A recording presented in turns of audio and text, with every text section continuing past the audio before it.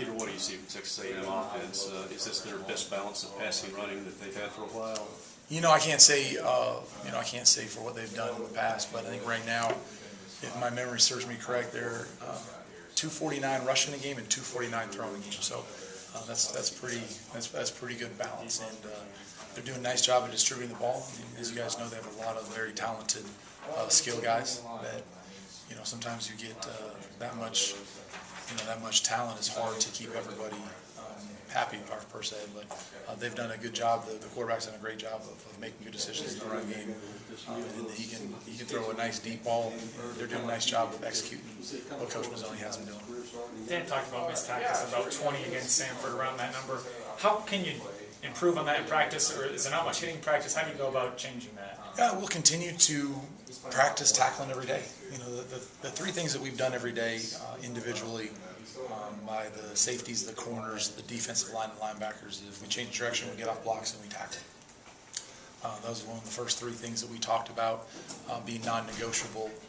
When we got together as a staff, so we'll continue to work those things, and we'll continue until we see results. And when you see results, you continue to work them. So those are things that we have to continue to just keep emphasizing.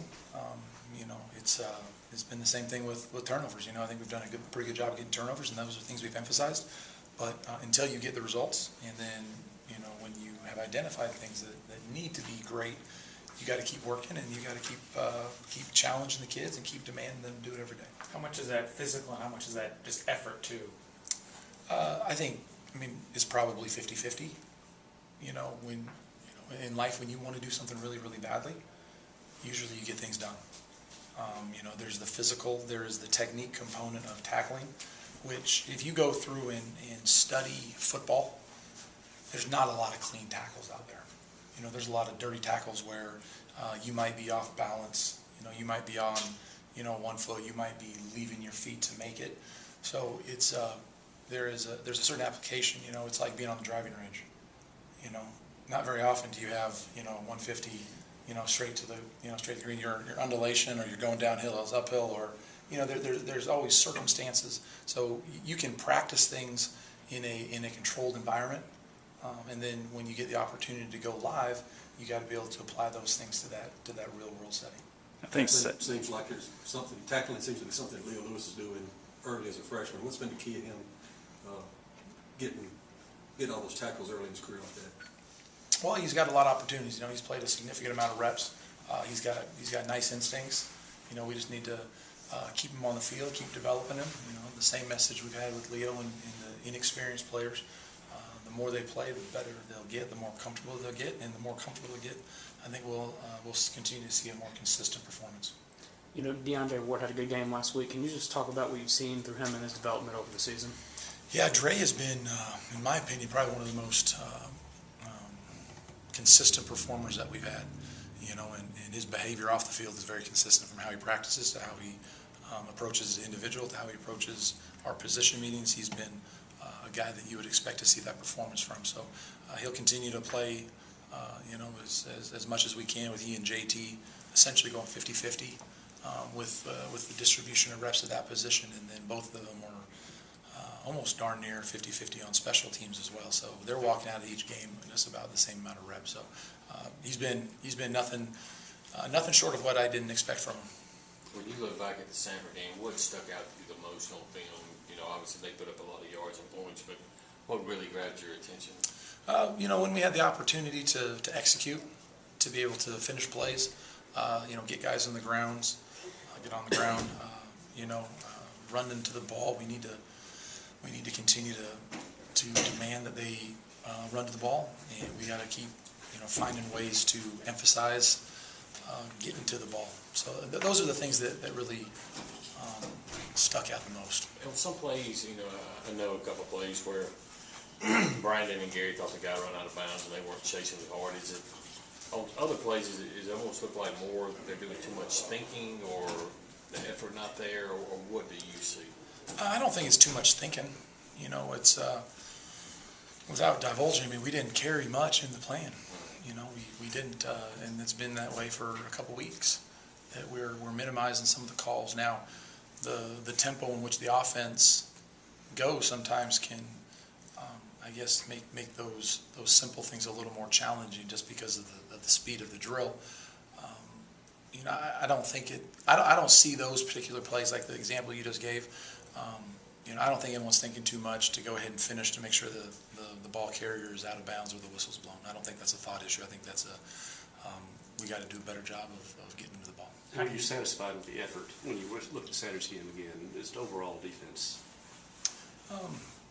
No, I mean, because we're in results business. We're in results business, and you know, sometimes the effort doesn't always translate to the result. You know, sometimes for whatever reason you get away with things, or you bust something and you know you're not punished for it necessarily.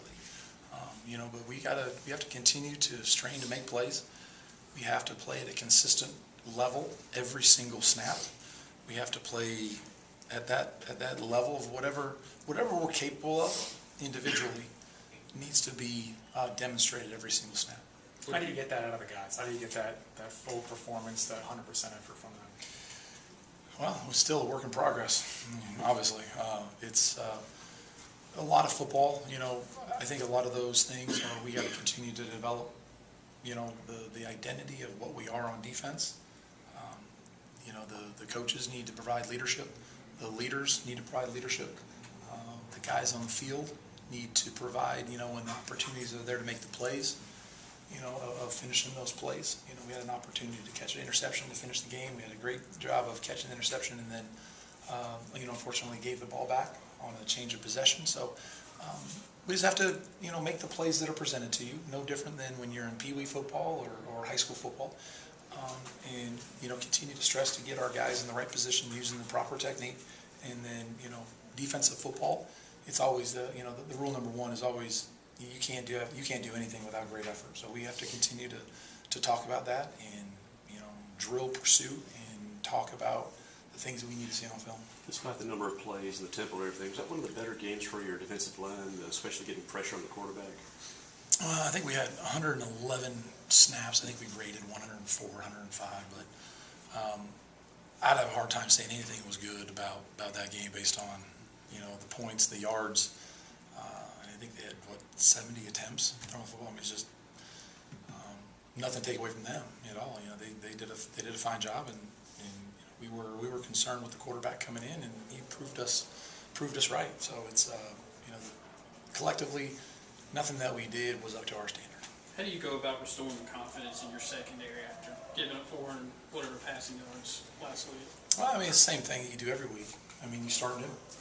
You know, there's things that we do poorly, there's things that we do well. Now, obviously, when you're giving up yards, there's significantly more things that you need to improve on.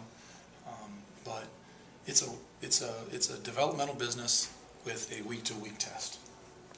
You know, and right now we got to push through. We got to push through, and there's teams, you know, all across America that aren't playing up to their standard for whatever reason, and you know, we got to keep coaching our ass off. They got to keep giving us great effort, and we're going to be persistent. We're going to be determined. We're going to be as adamant as we can to get things where they need to be. And the players need to receive the coaching. We need to give the coaching, and ultimately, it's, you know, the two sides got to come together, and we got to play better.